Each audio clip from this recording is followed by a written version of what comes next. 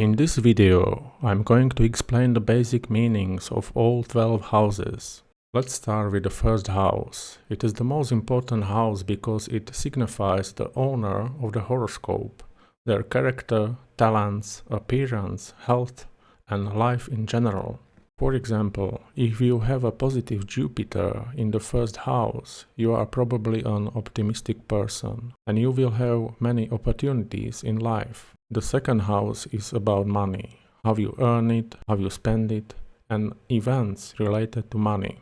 For example, if you have Mars in the second house, you may suddenly lose money or have conflicts over money. The third house has many meanings, but the most important ones are siblings, short journeys, and basic education.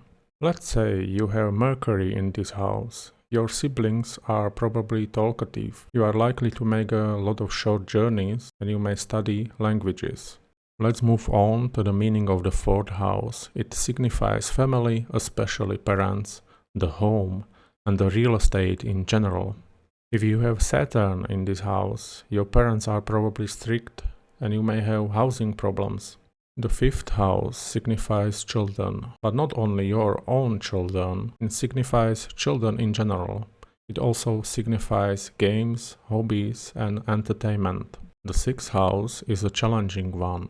It signifies illness. It is better to have no planets in this house, because every planet can increase the likelihood of illness. It also has other meanings such as duty, small animals, servants, and subordinates. The seventh house is the house of marriage and open enemies. For example, if you have Venus in this house, you will probably have a beautiful spouse. The eighth house signifies death. It is a challenging topic and not everyone wants to talk about it.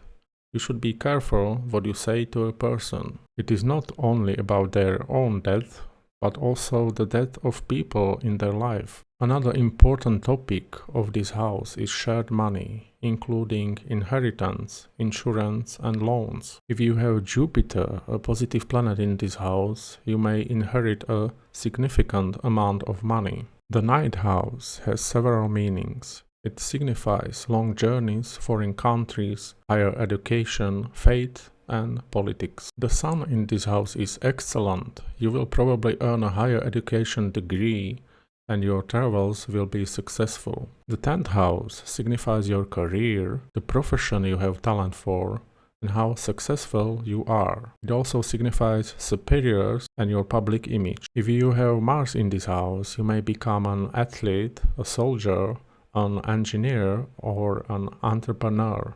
The 11th house is a positive one. It signifies friends and groups of people. If you have the moon in this house, you probably have a lot of friends from different backgrounds. The 12th house is the most challenging one. It signifies hidden enemies, solitude, isolation, prison, and hospitals. If you have Saturn in this house, the probability of depression is higher, and you may also have older secret enemies. If you have a planet in this house, you do not necessarily have to end up in a hospital as a patient.